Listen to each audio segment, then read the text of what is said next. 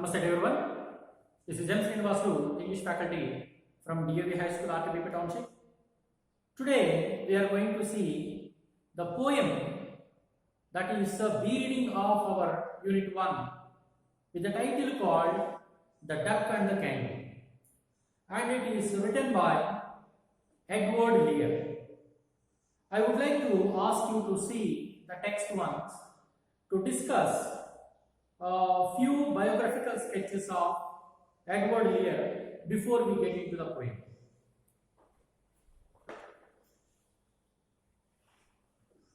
Look at the author's introduction they have given. Edward Lear.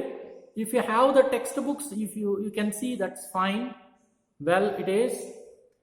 Edward Lear was born on 12th May 1812 and was passed away in the year 1888, January 29th. And he was a British writer, illustrator, author, poet, and renowned even for today for his primary writing called as literary nonsense. You might all know he is a British artist. Artist means basically he is a very good you can say artist who can sketch or draw pictures. So that is the main they would like to mention. And the second, illustrator means illustrations itself is pictures. And moreover, author means maybe you can identify that he has written some books and that he is the author for. Poet is a poem writer, and he has written some poems. They are called as literary nonsense. That is, even today it is very, very famous for both poetry and prose. In his childhood, he was suffered from ill health. After a long decline in health, he died of heart disease. Okay, if the picture is not clear in the video, you can just look at the textbook when you are looking about the author. And let's see. His principal area of work as artist were threefold. Threefold mean three different directions. There are three angles, you can say. So that just have a look at.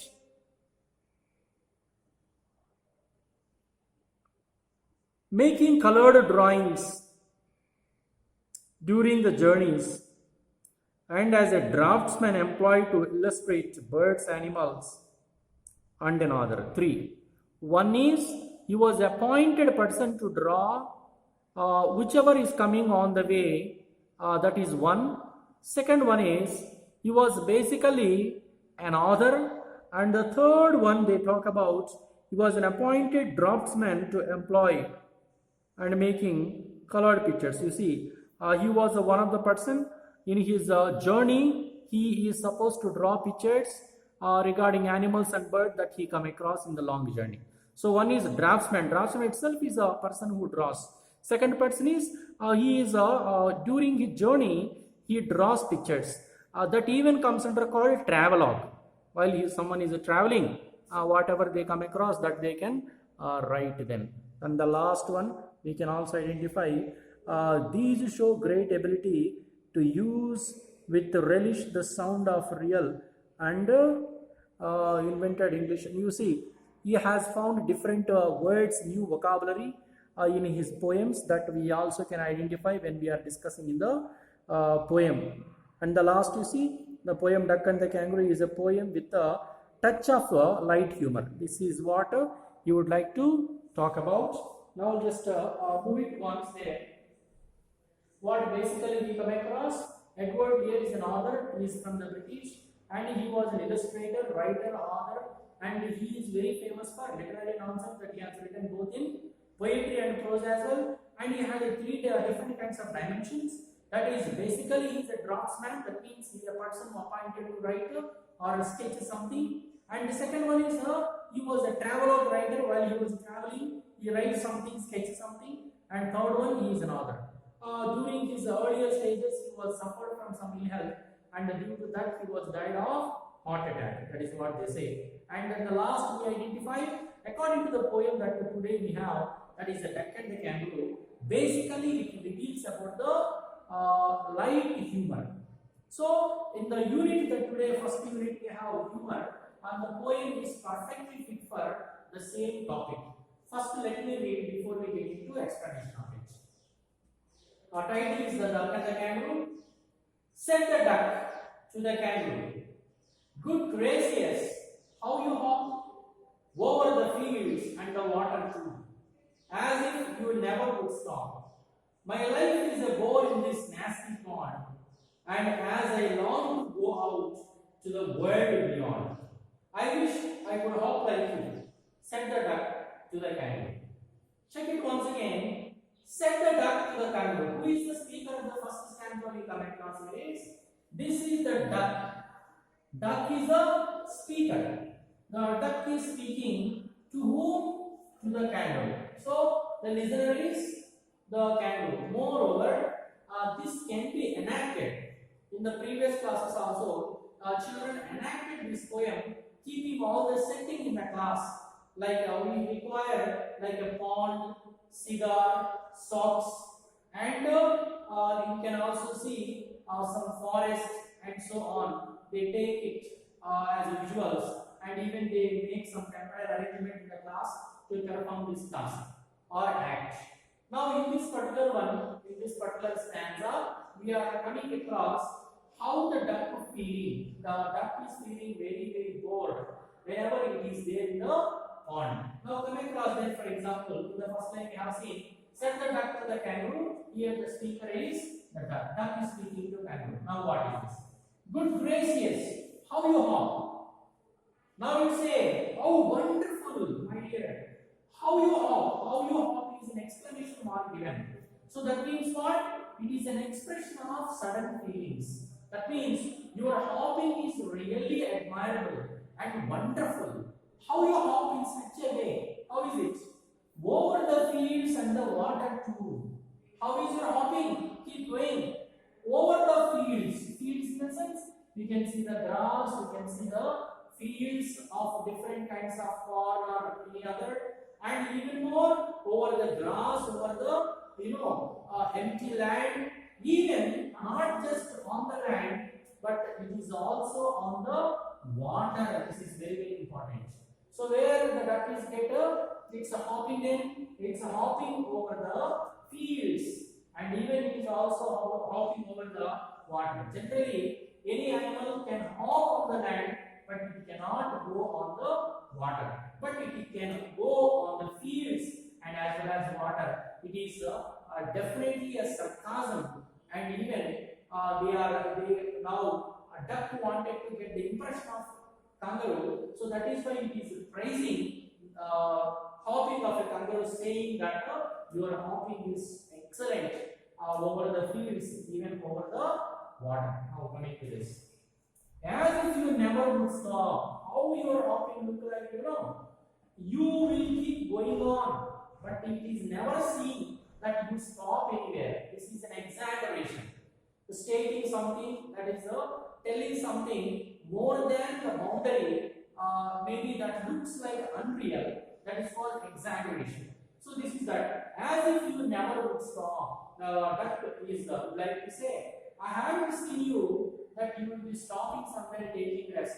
You have such an energy that you will be hopping over the fields, over the water. Not even the mountains will stop you, not even the land will stop you, not even the water will stop you. You keep on hopping. How wonderful your hopping is. So it wanted to get impression, like it wanted to impress the kangaroo to make the work of the duck done. So that is why it started praising the kangaroo's hop. So these two lines tells about the how the kangaroo is hopping. Now, my life is a bore in this nasty pond.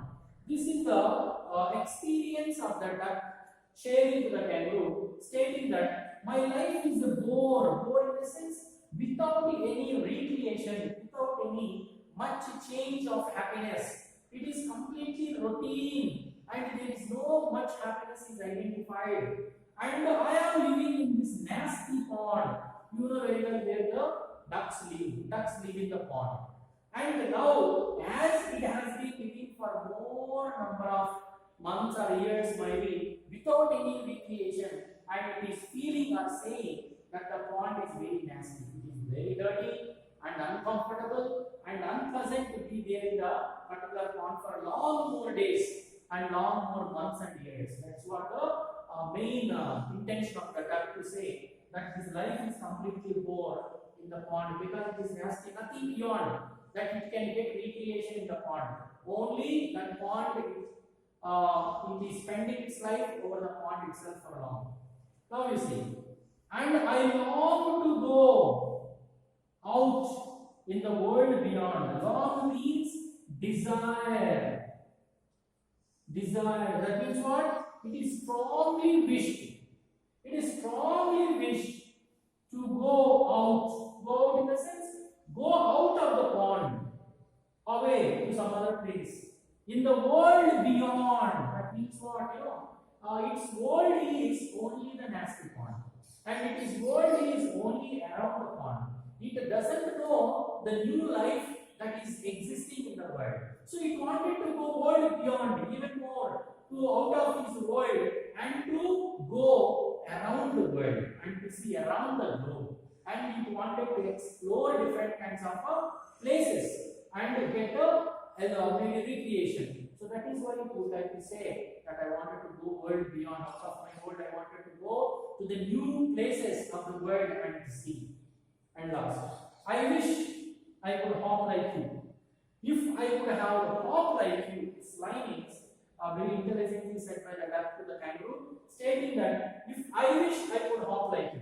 If I had a hopping in my energy, or if I can hop like you, that's not clear. If I can hop like you, I wanted to go world beyond. That is what the wish of the duck that is shared to the kangaroo. Right? Said the duck to the kangaroo. The first line and the last one is same idea. And what actually the intention of this particular one? In the first few lines, first 3 lines, duck said hopping of the kangaroo, wishing that hopping is excellent, and it can even hop over the fields and the water, and as if it never would stop, only to impress the kangaroo to make the work of the duck done. And here the remaining 3 lines we come across, and duck is feeling very, very bored in the nasty pond, and because the same place it has been living for long, and it wanted to go out and would like to see the remaining places of the world, and at the same time it wanted to go out of his own world and to see the different places of the world if he could hop like a kangaroo, it said. That means you are hopping, my dear duck, my dear kangaroo, you please help me in this regard, because I have a great desire, a strong desire. Long means a strong desire or desire, okay? A strong desire to go and to see different places of the world. So that's all, my dear students, for today's stanza. You read the lines about the other and read this particular one. Actually, in the class we could have enacted this, team wise we could have enacted, but now there is no opportunity. We just get the point what is in the first stanza deals about the boredom of the duck sharing to the kangaroo, and it wished to go beyond, and it is also praised how graciously the duck kangaroo is hopping, right? Just getting to know all the things, my dear students. Thank you very much. We'll meet in the next session with the next stanza, right? Thank you very much.